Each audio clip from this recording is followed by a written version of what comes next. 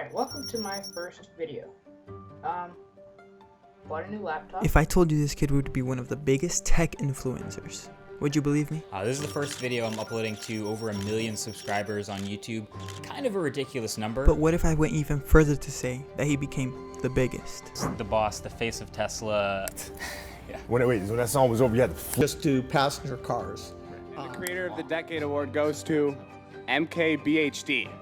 But how did Marquez do this? How did he win Creator of the Decade?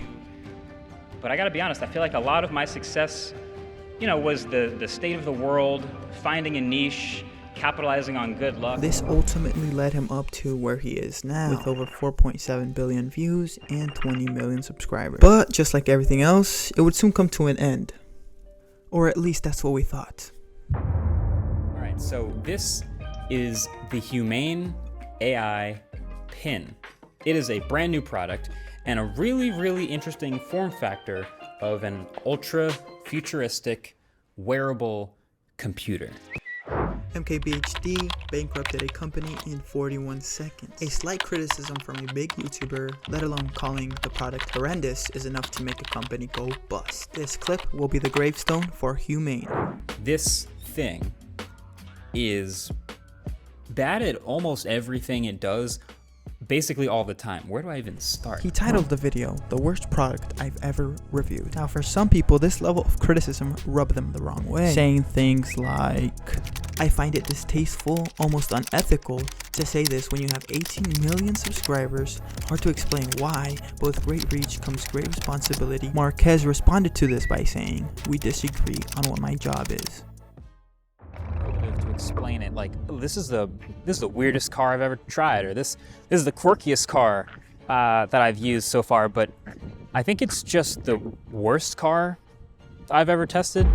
And just a few months prior to the AI pen review, Marquez Brownlee had done the same thing, naming the video the worst car he's ever reviewed, amounting to 6.4 million views. And according to the Morning Brew, the stock had dropped about 50% after Marquez's review went live. Furthermore, Fisker had filed for bankruptcy protection not even 6 months later after the situation had happened, showing us the true power that Marquez holds.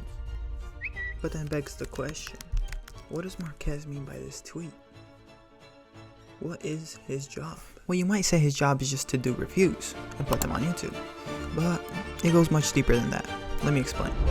Each review is usually viewed by a consumer who is looking to buy a specific product. These reviews allow them to gain perspective on said products without wasting a single dime. This is why Marquez's reviews are so crucial to the consumer, making honesty an important factor in Marquez's reviews, making his job not only to do reviews, but to be honest with each product he reviews, whether they are good or bad.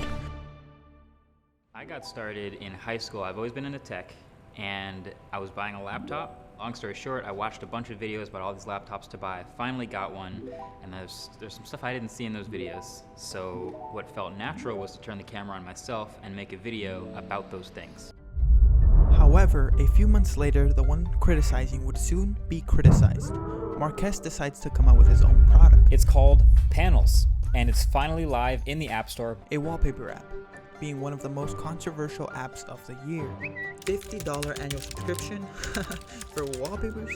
As someone who reviews software for a living, this is not good. Marquez takes this criticism into account and releases a video addressing all the problems within the panel app. But yeah, that was the first time really feeling like the entire internet was pointed at me, but for a negative. That was some serious lessons learned in communication, in the priorities that we have. More importantly, he learned that you shouldn't charge for something that was already free. Yes, he's made mistakes, but at the core, Marquez is still that kid reviewing his tech, trying to help people make better decisions. He didn't just acknowledge the backlash. He listened, clarified his intentions, and maybe that's exactly what makes him one of the most trusted voices in tech today. I want to try to be something to look up to for kids like the 15-year-old me. To kids that want to be able to look at a high level of something and see someone that looks like them making the right choices and finding success. That's what I want to try to be.